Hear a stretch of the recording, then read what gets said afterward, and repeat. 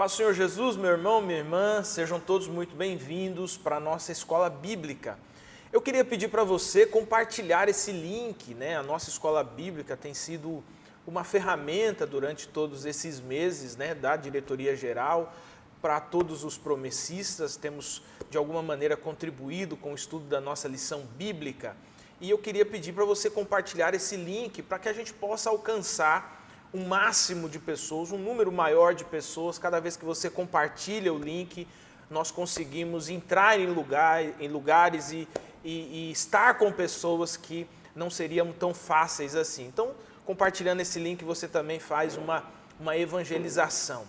Bom, hoje nós estamos caminhando para a última lição dessa série agora de 2020. Nós estamos estudando esse assunto tão profundo, né, que é a apologética cristã, e hoje nós vamos estudar a 13ª lição, chegando ao final dessa série.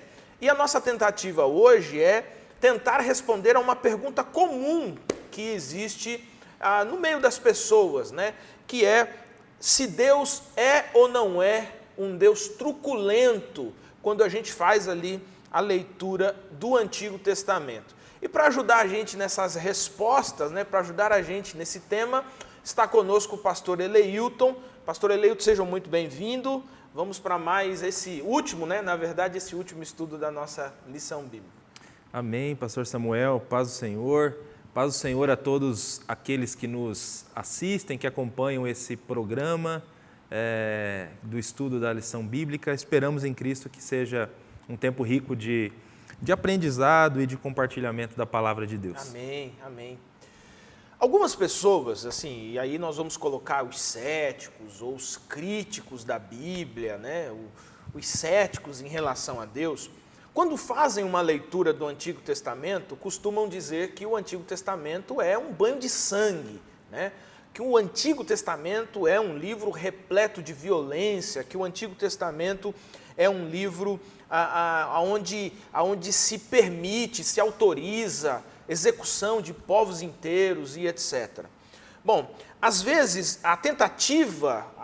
uma tentativa de se desviar da resposta, ou às vezes uma tentativa de criar uma resposta que faça com que essa pergunta tenha alguma lógica, né? Olha, o Deus do Antigo Testamento é um Deus violento, é um Deus sanguinário.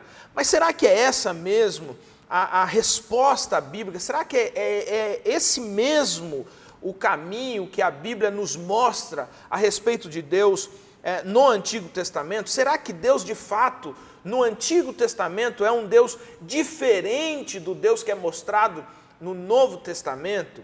Essas são algumas das perguntas que nós vamos tentar buscar aqui com a Escritura Sagrada. Pastor Eleilton, eu vou começar já com essa pergunta, né? O Deus revelado no Antigo Testamento é um Deus diferente do que é revelado no Novo Testamento? E o Deus do Antigo Testamento é realmente esse Deus violento, sanguinário, e o do Novo Testamento esse Deus amoroso, bondoso, que anda com as pessoas e etc. É essa realidade mesmo que a gente encontra na Escritura? Com toda certeza, não. Né? A resposta objetiva para essa pergunta é não. O Deus da Escritura Sagrada é o mesmo.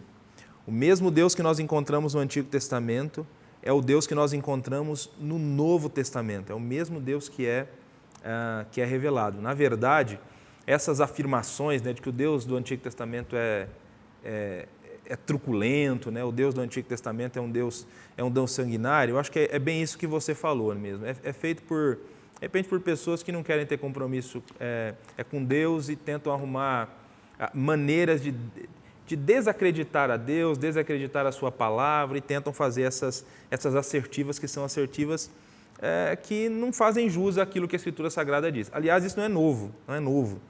Desde o 2º século, o primeiro herege da história da igreja, assim, o mais famoso deles, né, que é o Marcião. Que tentou fazer inclusive o seu próprio cânon da Escritura Sagrada. O Marcião, ele rejeitava os livros do Antigo Testamento, exatamente porque ele dizia que esse Deus apresentado no Antigo Testamento é um Deus tirano, né?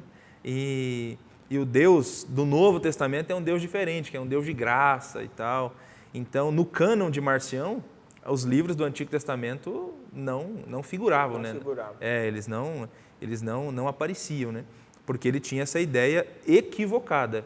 E aí lá, já no ano 144 depois de Cristo, né, ali no segundo século, o Marcião foi excomungado da igreja por conta das suas visões hereges, né? Então, inclusive, alguns livros do próprio Novo Testamento ele também rejeitava, né? Isso, alguns livros do Novo Testamento também estavam fora aí do cânon dele, né? Então, todos os livros que, de repente, ele tinha alguma discordância, né? Não estava dentro desse quadrado do que ele imaginava ser,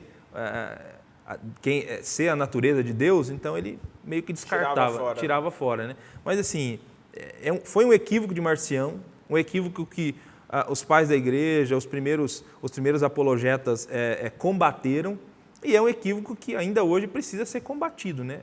Nós temos, de fato, no nosso tempo, pessoas que levantam essa bola, né, para dizer que o Deus do Antigo Testamento é um Deus truculento, é um Deus diferente do Novo, não é um Deus de graça, enfim, é uma concepção equivocada. Tem até algumas pessoas que elas dizem assim, nossa, isso aí você está no Antigo Testamento, né? Se você faz alguma coisa assim um pouco mais enérgica, né? Não, isso aí é Antigo Testamento, cara.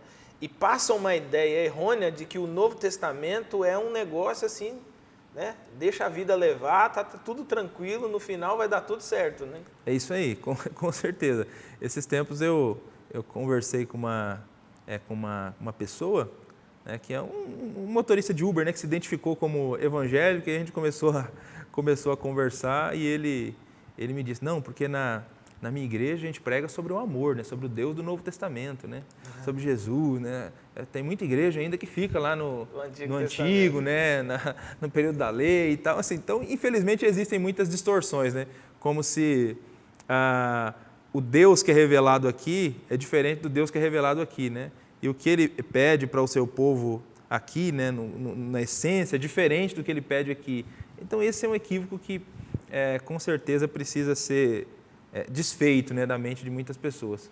Você acha que a revelação progressiva ela seria uma resposta para isso? Poderia explicar um pouquinho o que é a revelação progressiva e como ela ajuda a gente a entender essas, não vamos colocar diferenças, né, mas essa revelação que tem no Antigo e essa revelação que tem no Novo, que às vezes passa desapercebida? Com toda certeza. Eu penso que a revelação progressiva, ela ajuda assim a explicar, né? Então, dentro da teologia, nós temos essa expressão, né? Revelação progressiva, né? Que diz respeito a essa ideia que o Deus presente na Escritura, ele foi se revelando aos poucos, né? Ele não disse tudo o que sabemos sobre ele de uma única vez. Isso foi sendo apresentado conforme as gerações do seu povo foram se desenvolvendo, né? Tudo que a gente sabe sobre ele foi porque ele decidiu se revelar a gente, né? Então, a revelação que temos sobre ele está na Escritura Sagrada. Mas ele não revelou isso de uma única vez, ele foi se revelando progressivamente. E esse tema em específico é um desses temas, né? Que, à medida que a gente vai lendo a Bíblia Sagrada, nós vamos entendendo bem a natureza de Deus, a razão do porquê Deus fez algumas coisas aqui. Aí, quando você chega aqui em Cristo, as coisas começam a ficar claras. Então, mas com certeza, a revelação progressiva nos ajuda a entender isso. A revelação progressiva é importante para entender, só para o pessoal que está em casa entender esse conceito, né? Quando a gente estuda o tema Trindade, né? Então, você não encontra de maneira tão clara no Antigo Testamento a ideia de Trindade como está presente no Novo, mas você já tem indícios. É a revelação progressiva, Deus foi deixando indícios, Deus foi deixando pistas, né? Que quando você chega aqui agora com a revelação do Novo Testamento, tudo se encaixa, né? Tudo vai se completando, né? E vai ficando claro.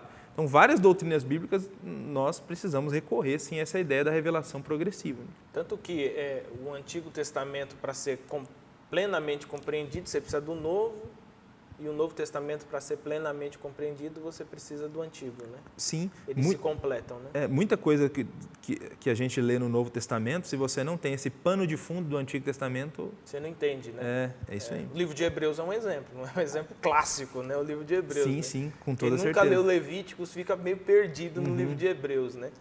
Agora, quando a gente fala sobre essa questão aí da revelação progressiva, Antigo, Novo Testamento, de fato tem uma ideia, e aí falando um pouquinho sobre a graça de Deus, de que o Antigo Testamento não tem a graça de Deus, enquanto a graça de Deus é manifestada no Novo Testamento, né? Isso é um conceito muito comum, né? Principalmente tem uma categoria de pensamento na teologia chamado de antinomistas. Os antinomistas são aqueles que passam uma serra ali entre o Antigo e o Novo, eles passam uma serra, jogam o Antigo para trás, para a maioria das coisas, né? Mas para algumas eles mantêm, né? Diz não tem validade, e aqui nós estamos na dispensação da graça, então daqui é só para frente que as coisas acontecem. Mas de fato é assim, o Antigo Testamento está cheio da justiça de Deus, da fúria de Deus e etc. E o Novo Testamento está cheio de graça, de amor, todo mundo é acolhido, todo mundo é abraçado. Essa ideia corresponde à verdade bíblica? Está em completo desacordo com aquilo que a Bíblia Sagrada nos apresenta. Como nós temos dito, o Deus do Antigo Testamento é um Deus bondoso e a graça de Deus está presente no Antigo Testamento. Nós temos inúmeros textos que falam sobre a misericórdia, a benignidade de Deus. Eu queria ler um desses textos, só para citar um exemplo aqui, de Deuteronômio capítulo 9. Muita gente fala que no Antigo Testamento as pessoas eram salvas pela lei e que graça é coisa do Novo Testamento. Mas olha, Deuteronômio é um livro que foi escrito para os judeus que estão prestes a entrar em Canaã. Depois de 40 anos pelo deserto, né, foram libertos por Deus do Egito, depois de 40 anos perambulando pelo deserto, agora tem uma nova geração, eles estão prestes a entrar em Canaã, então a lei é repetida para eles, essa é a ideia do Deuteronômio, né? Nós temos a repetição da lei.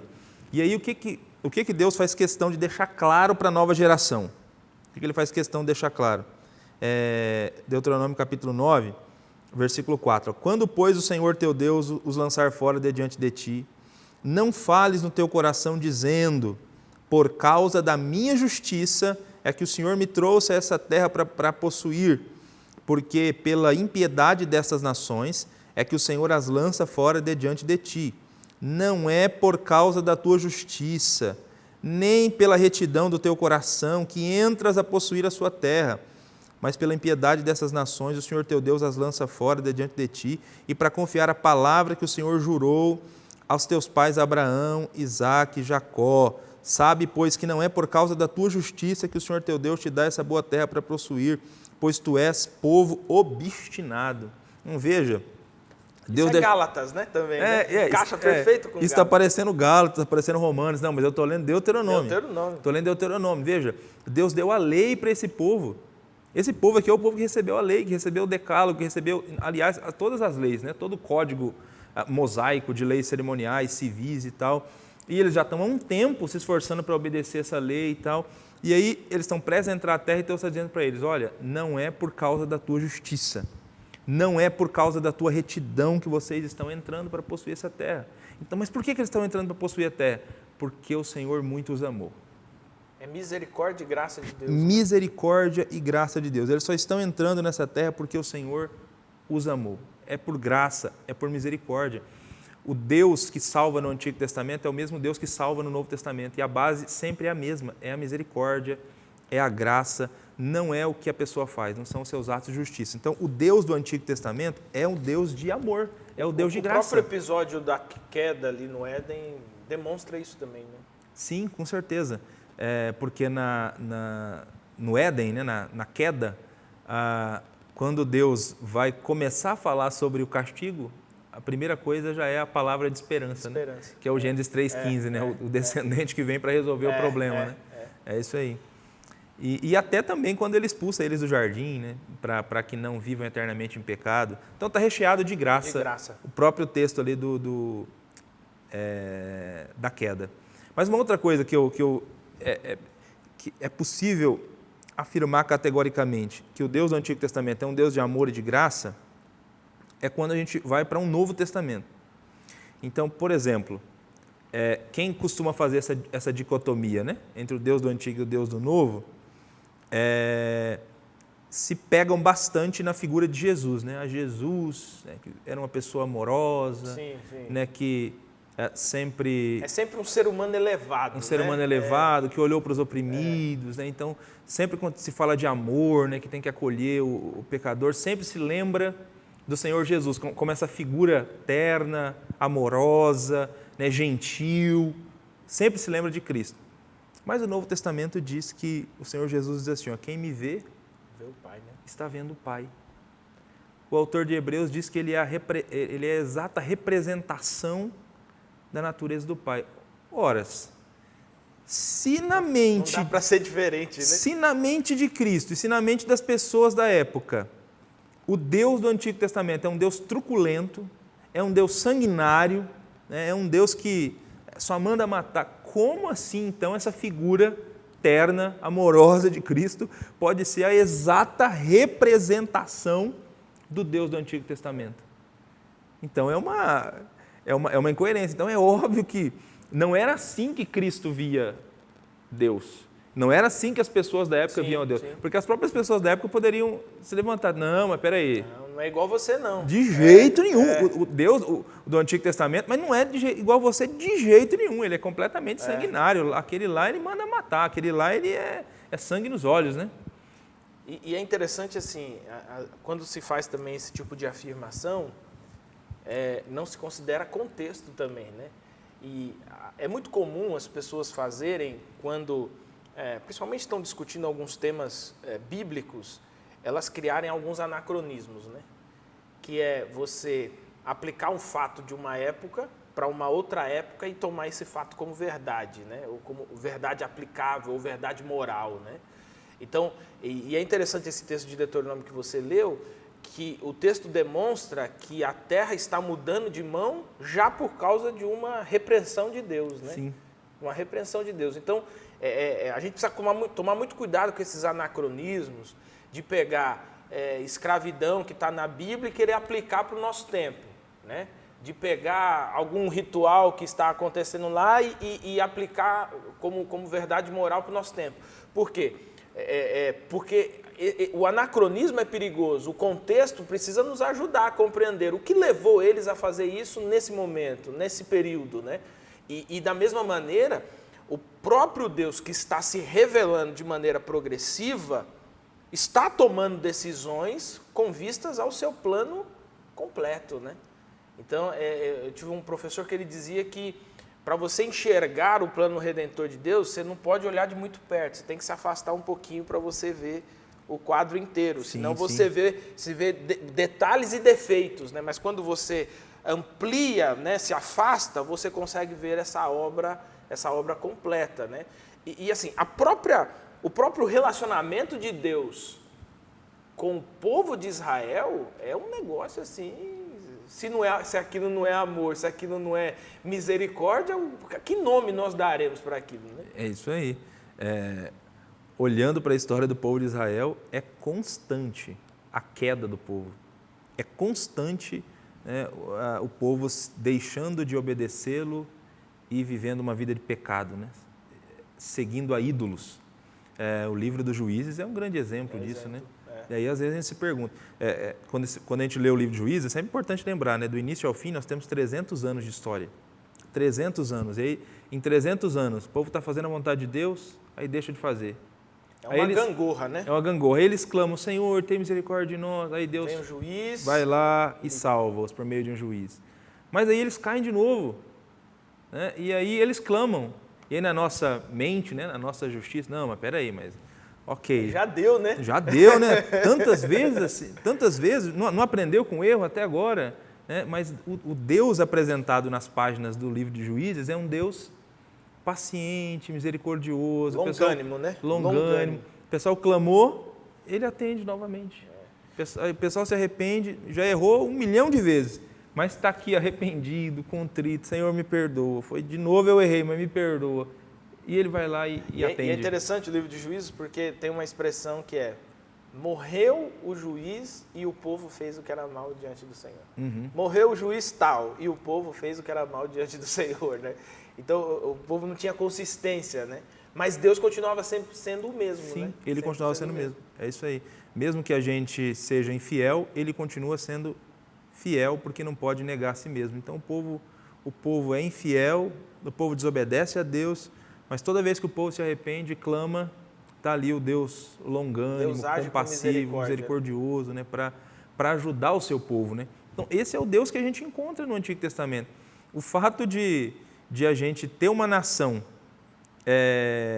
a nação de Israel, por meio da qual o Messias aparece no Novo Testamento, é um grande sinal da misericórdia de Deus. Porque quando Deus decidiu criar esse povo, lá, Gênesis 12, né? Ó Abraão, sai da tua terra, da tua parentela, da casa do teu pai, vou fazer uma grande nação.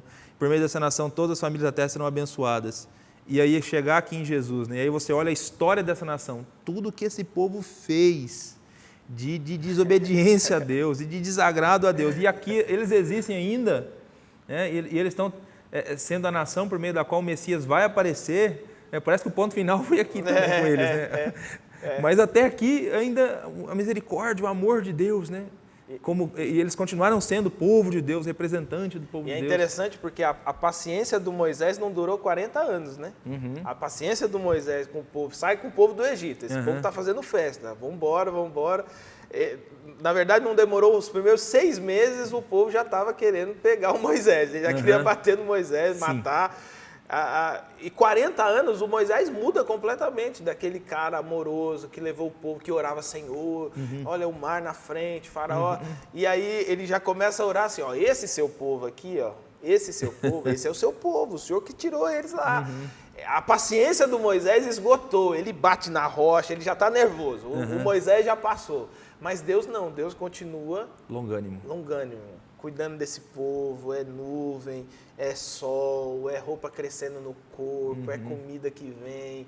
Aí Deus manda maná, o povo reclama que é só maná, não aguenta mais aquilo. Aí Deus manda codorniz, fala: rapaz, mas só tem essa carne, não tem uma carne verde. O povo não para e Deus continua sendo um Deus paciente. E aí, pastor Eleito, isso prova também que boa parte das pessoas que leem o Antigo Testamento, elas o leem de maneira isolada, né? Elas não estão lendo a história completa. Isso aí, não tem o quadro todo na frente, como você disse, né? É isso aí. Porque assim, as pessoas se pegam a isso. Não, mandou matar todo mundo em Canaã. Mas não lê totalmente o livro de Juízes, por exemplo, que era uma boa explicação, né? Já leu o livro de Juízes. Não li. Porque, muita sangue, muita violência, eu não gosto de violência. E é muito interessante isso. Tem gente que não lê a Bíblia porque diz que a Bíblia é violenta. Mas assiste aqueles programas lá, lê aqueles jornal que se torcer sai sangue. Nós precisamos ler a Escritura, mas ler a Escritura... Foi você que disse aqui uma vez, pastor Leito, nós precisamos ler a Escritura para encontrar Deus, para Deus falar com a gente, para a gente encontrar a iluminação desse caminho redentor de Deus, né? E não simplesmente ler a Escritura para encontrar detalhes, né? Bom, você falou para a gente então que Deus ele se revela em Jesus, ok. Deus então é amor, né? Jesus faz essa afirmação e acho que é uma das poucas afirmações na Bíblia que Jesus faz em primeira pessoa com um teor um teor qualitativo, né? Deus é amor, né? Deus é amor.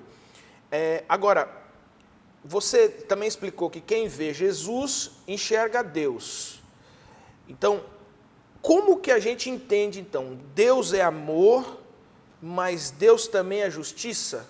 Como se manifesta essa justiça de Deus?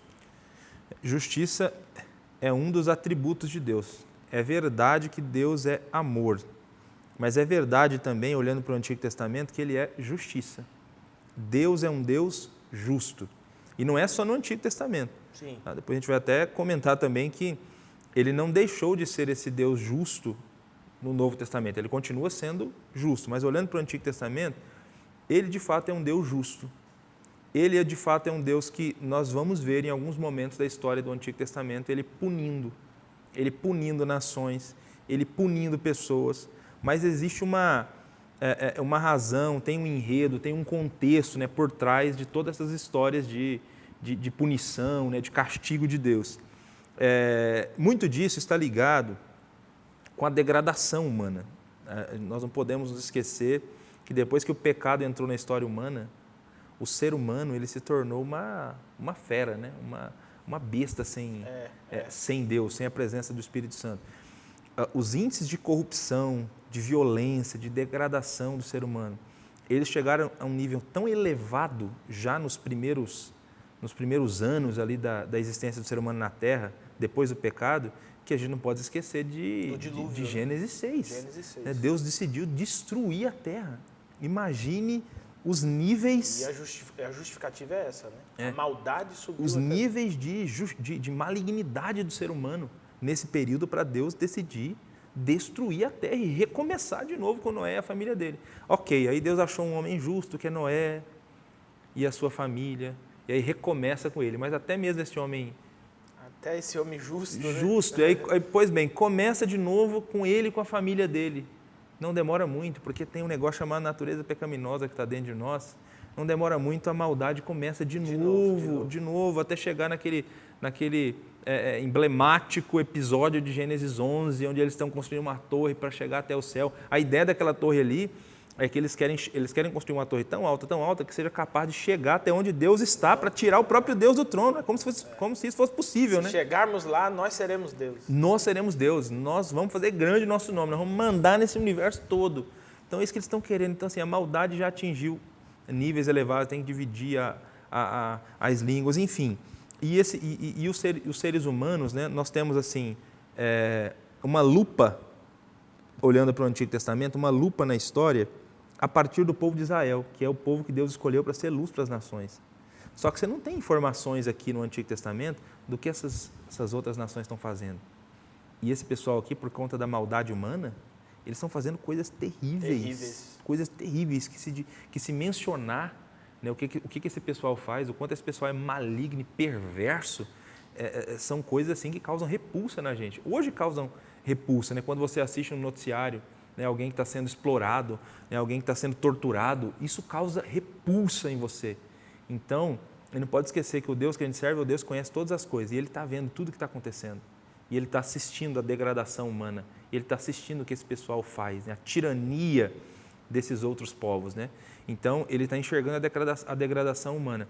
E mesmo assim, o Deus que a gente encontra no Antigo Testamento é um Deus paciente. Ele está enxergando a degradação, mas Ele é paciente. Ele vai dizer quando Ele fala com Abraão, né, Gênesis 15, 16, quando Ele fala com Abraão, os povos da terra de Canaã, que é para onde vai o seu povo, eles já eram maus. Eles já eram perversos. Mas assim, Deus diz para Abraão, e a quarta geração tornará para cá, porque a medida da injustiça dos amorreus não está ainda cheia. Olha só. Não está ainda cheia. Longanimidade, né? Então assim, eles já são impiedosos, eles já estão fazendo um monte de coisa. A maldade já é perceptível. Errada, já é perceptível, mas ainda não chegou no limite. Assim, parece que Deus tem um limite. Chega uma hora assim, não, agora não dá mais. Não dá mais. Então assim, pensa em tudo isso que causa repulsa em você. E aí imagine Deus olhando tudo isso acontecendo. E veja o quanto Deus é paciente. Foram quase 400 anos depois que Ele vai dizer isso aqui para Abraão. Mais de 400 anos depois é que o povo vai entrar em Canaã e que vai ter a ordem de matar todos os cananeus, né, os habitantes da terra, para expulsar os habitantes da terra. É 400 anos depois. Então, assim, a gente não pode esquecer que Deus ele conhece toda a história. Ele está vendo o quadro inteiro. E Ele está vendo tudo que essas nações já fizeram de repulsivos à humanidade.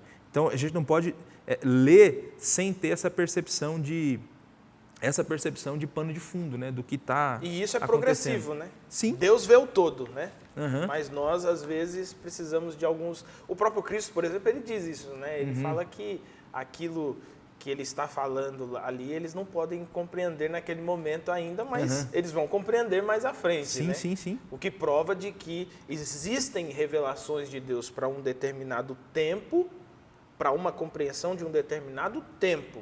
Mais fácil de ser entendida em outro tempo, mas naquele tempo nem tão simples assim. É isso aí. E a pergunta que você faz é, e nesses 400 anos, né, até que Deus, enfim, a maldade chegou num nível inaceitável, se esse pessoal se arrependesse, se esse pessoal pedisse, clamasse por misericórdia, Deus os perdoaria? Não tenho dúvida. Nínive está aí como prova, né? Nínive é a grande prova disso. Por que Jonas não quer ir para Nínive? Porque Jonas sabe o quanto os ninivitas são perversos, porque causa repulsa o que aquele povo faz. E agora na mente dele assim, o Deus que eu sirvo é misericordioso. Deus é misericordioso. Porque ele não nega isso, né? Ele não nega que Deus é misericordioso. Sim, eu fico com a impressão lá lendo Jonas capítulo 4, que Jonas ele não queria ir para Nínive por pensar assim, puxa, mas o senhor tem um coração muito mole. Eu vou chegar lá, eu vou falar que eles vão ser destruídos, mas se eles se arrependerem, o senhor vai acabar perdoando e não vai destruir. Então eu não queria ir para lá porque... Eu vou ficar como profeta que profetiza e não acontece. E não acontece, exatamente. Mas por que ele tem essa repulsa? Porque os ninivitas eram cruéis, né? Os ninivitas, um dos costumes deles era empilhar a cabeça das pessoas que eles matavam nas praças das cidades para poder causar medo nas pessoas. Então, assim, os caras são terríveis, torturadores. E alcançaram a misericórdia, se arrependeram e foram beneficiados por Deus, foram abençoados por Deus, né? Então, se tivesse arrependido esse povo, Deus também teria abençoado, teria salvo a eles. Mas não foi o caso. Deus conhece a história toda. Deus está vendo a maldade, Deus está vendo o que esse pessoal está fazendo. Então, assim, nós não podemos questionar a santa justiça de Deus. Ele é justo, Ele sabe por que aquelas pessoas estavam sendo destruídas naquele momento. E é lógico, no futuro, isso acontecerá também. No futuro, Deus vai destruir, né, muitas outras pessoas no julgamento final, né, no lago de fogo e enxofre.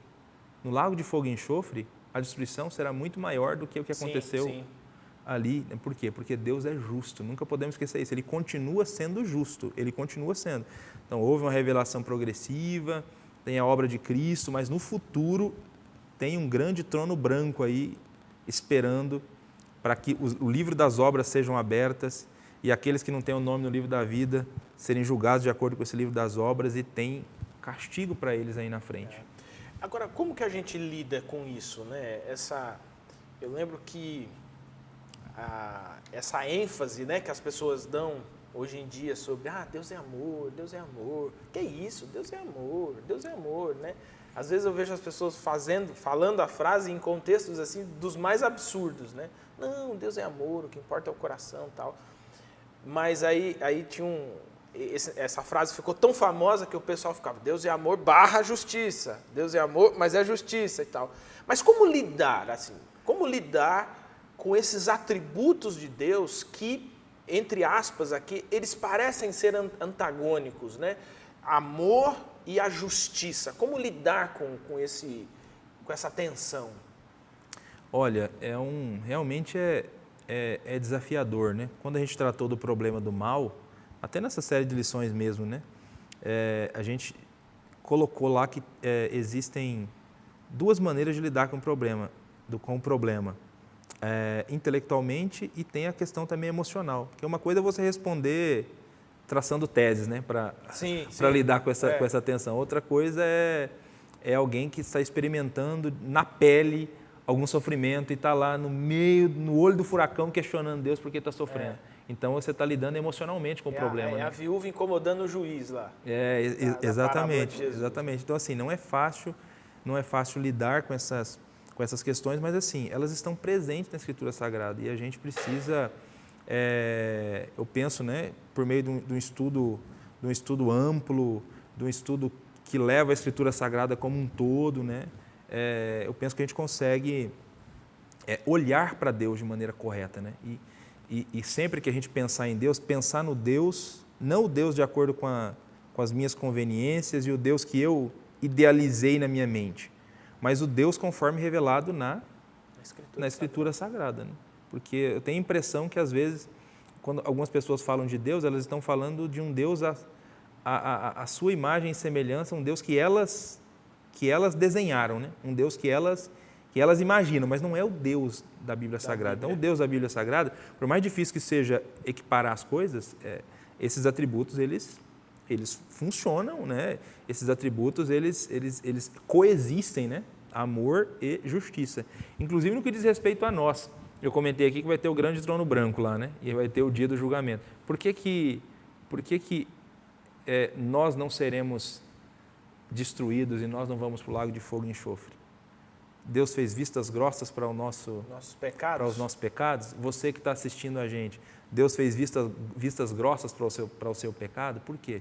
A grande razão é porque Jesus veio para morrer por nós. E esse nosso pecado ele já foi pago. Em justiça. A justiça foi satisfeita. A justiça foi satisfeita em Cristo na cruz. Então, o dia da ira para nós aconteceu naquela cruz, por meio do sacrifício do Senhor Jesus. Então, Deus não faz vista grossa para nenhum pecado, porque o nosso pecado ele teve que ser pago por Cristo, né, para que a gente experimentasse essa vida em plenitude. Né? Você acha que Cristo é o paradigma de amor / justiça? Com certeza. Eu penso que é um bom paradigma assim, para a gente conseguir conciliar e enxergar bem essas duas coisas. Porque né? em Cristo está satisfeito o amor e a justiça de Deus. Né? Uhum. A justiça que o profeta usa mesmo a ideia de açoite, né? de castigo mesmo. Né? O castigo que nos traz paz estava sobre ele. Né? Uhum. Ao mesmo tempo que é uma expressão de amor, porque um pai envia o seu filho único para morrer no lugar de pessoas que não prestam. Né? Então, isso que você acabou de dizer, né? Deus não pode deixar o pecado impune. Né? Às vezes as pessoas, pastor Eleito, enxergam essa questão da justiça sempre a partir de um viés de violência humana, né? Mas a justiça de Deus, ela também é praticada na preservação humana. E ele faz isso por amor, né? Uhum. É isso aí, com certeza. Faz isso por amor. Esse Deus justo, né, revelado na Escritura Sagrada, revelado no Novo Testamento, por meio de Cristo, né? Tudo isso que ele fez por amor. Ele fez porque ele sabia que nós não poderíamos. Assim como o povo de Israel, naquele texto de Deuteronômio que a gente leu ao princípio, o povo de Israel, se fosse por causa deles e por causa da justiça deles, eles também não poderiam ser salvos, não poderiam experimentar os benefícios, né, da terra que eles estariam entrando a possuir. Então, ele fez tudo por amor. Né? Então, é difícil pensar nisso, né? Pensar no Deus que é justo e que, às vezes, por conta do amor, ele precisa punir e precisa castigar. Né? Mas é o que a Escritura Sagrada apresenta para a gente. O próprio livro de Hebreus diz que ele castiga aquele que ama. Uhum. Né? Ele, assim como um pai castiga um filho, né? Deus castiga aqueles que amam. E ele chega a dizer assim, se você não é castigado, ou se você não é disciplinado, né, a expressão que ele usa lá, você não é filho, você é bastardo. Né? Então, essa ideia do amor ligado com a correção, com a disciplina, é uma ideia muito presente. O próprio livro de Provérbios cita isso várias vezes, né? Que quem não corrige o filho, por exemplo, não ama o filho. Uhum. Né? Entrega o filho à perdição, entrega o filho ao inferno. Né? Quem corrige, não, corrige porque ama. Né? Então, o castigo de Deus está muito ligado ao amor. Né? Ele castiga, ele disciplina justamente porque ama. Se não amasse, deixava correr solto. solto. A prova que a gente é filho dele. Né? O autor de Hebreus fala que se estamos sendo castigados por Deus é porque somos filhos. Se não fôssemos filhos, ele deixava para lá. Deixava para lá. Então, é curioso isso, né? Um outro princípio da Escritura, né, que às vezes não é tão simples de entender, mas é uma verdade. É uma verdade. Às vezes a disciplina é a prova que você é filho. Deus está querendo o seu melhor, Deus está querendo te aperfeiçoar, né? Te treinar por meio desse problema ou dificuldade. E como que essa justiça de Deus, ela auxilia, por exemplo, na vigilância, na santidade? Como que ela pode ser usada aqui como, do ponto de vista prático mesmo, para a vigilância, para a santidade? Eu penso que nós nunca podemos esquecer que o Deus que nós servimos é um Deus é um Deus justo. E se Ele é justo, então significa que Ele está observando tudo aquilo que nós fazemos. Essa é uma verdade clara na Escritura Sagrada. E isso deve nos levar ao temor. Então, entender que Deus é justo deve me fazer viver uma vida de temor. Eu acho que eu até comentei num outro programa aqui, né, que eu penso que temor é uma mistura de 3 coisas. Ela é uma mistura dessa noção clara de quem é Deus. Eu sei quem é o Deus que eu sirvo, Ele é amor, mas Ele é justiça, né, é santidade, enfim. Então eu sei quem é Deus, é uma mistura de uma percepção correta da presença dEle, então eu sei quem Ele é e eu sei que Ele está em todo lugar onde eu estou, e também é uma mistura de uma percepção correta da palavra dEle, do que Ele quer de mim. Então quando eu tenho essa percepção aqui, eu vivo com temor. Então eu sei que Ele é justo e por isso eu vivo com temor. Então, ok, eu não vou caminhar mais com medo da destruição eterna, porque agora eu estou em Cristo. Então, Ele não faz vistas grossas para o meu pecado, mas o meu pecado foi perdoado em Cristo Jesus.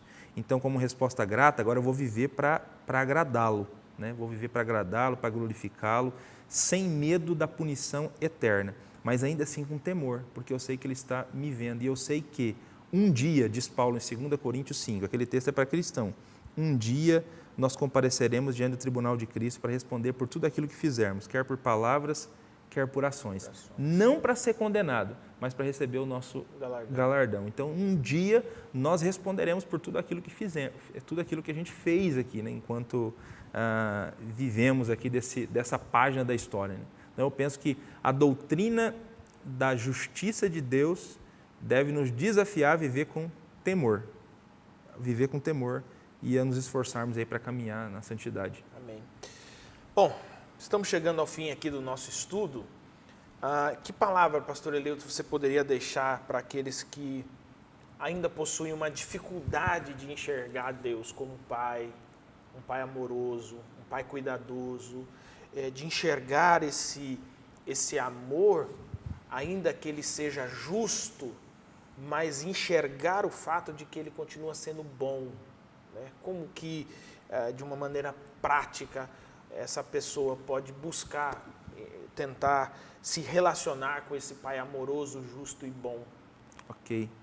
Olha, acho que a primeira coisa, né, se alguma pessoa que nos ouve tem dificuldade de enxergar esse Deus bom, esse Deus justo, e a razão é esse tema que a gente discutiu hoje, a razão é a falta de compreensão de alguns textos, especialmente do Antigo Testamento, né, que era o grande objeto aqui do estudo hoje, né? Deus é truculento no Antigo Testamento. Então, eu acho que, em primeiro lugar, meu grande desafio para você é assim, ó, tente ter essa visão completa do todo da Escritura Sagrada. Então, é muito importante a gente ter essa visão do quadro completo, né? Então, tente buscar ferramentas, né, para conseguir ter essa visão da meta-história aqui, né, dessa grande narrativa do plano redentor de Deus, né, daquilo que está por trás da Escritura Sagrada. Então, um curso rápido de teologia ou algum livro pode te ajudar a ter essa visão mais completa do todo da Escritura Sagrada antes de você mergulhar nessas questões aqui. E aí, se você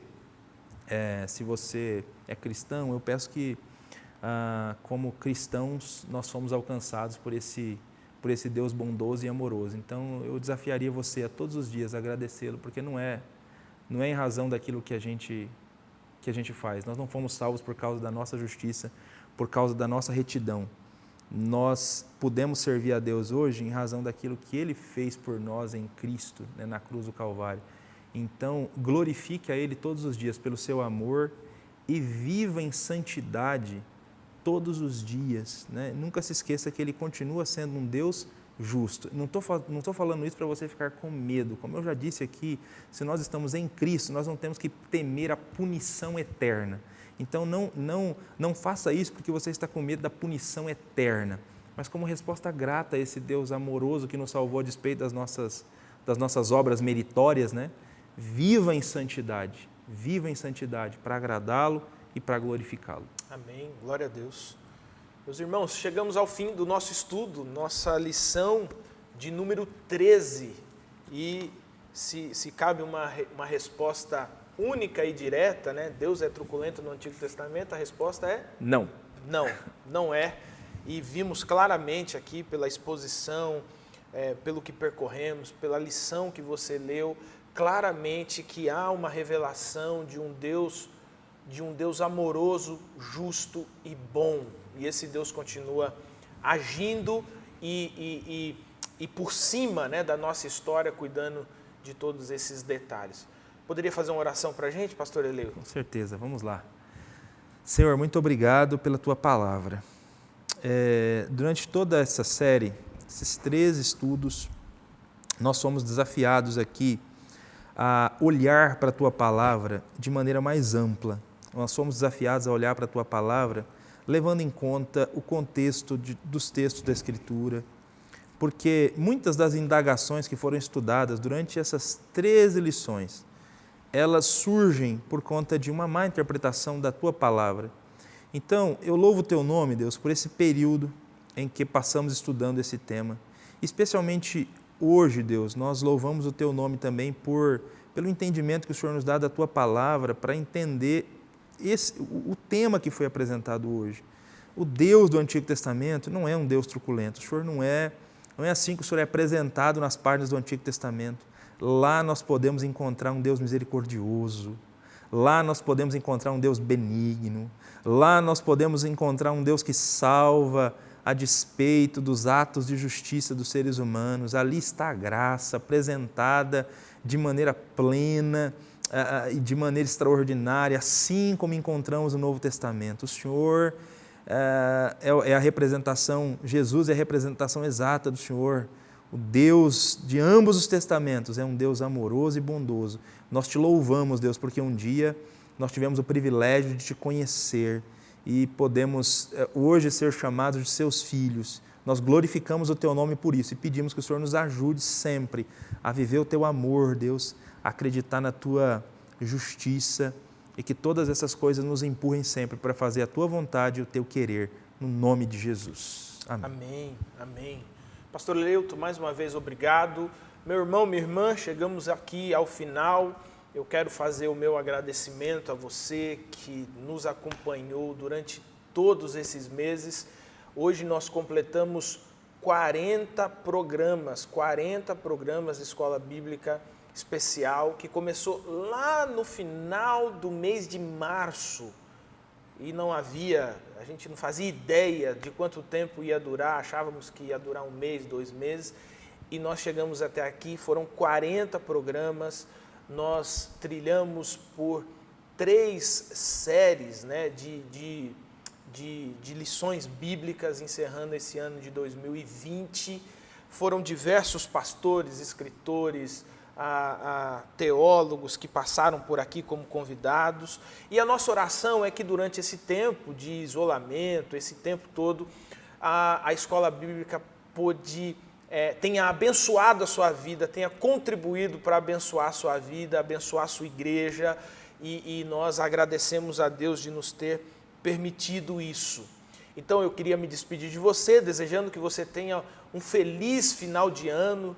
E esse ano foi difícil, esse ano foi tenso, ainda está sendo, mas você está aí, Deus não fez o chão embaixo de você parar de tremer, mas durante esse ano de 2020, Deus ensinou você a ficar em pé, ainda que o chão trema. Por isso nós estamos encerrando 2020 seguros em Cristo, guardados em Cristo e certos de que este Deus que esteve no controle durante todo esse ano é o mesmo Deus que continuará no controle no próximo ano, em 2021. Então, que Jesus abençoe grandemente a sua vida, um feliz final de ano com a sua família, na sua igreja, e que Jesus continue a nos sustentar e guardar para esse próximo ano que vem pela frente. Até lá, em nome de Jesus.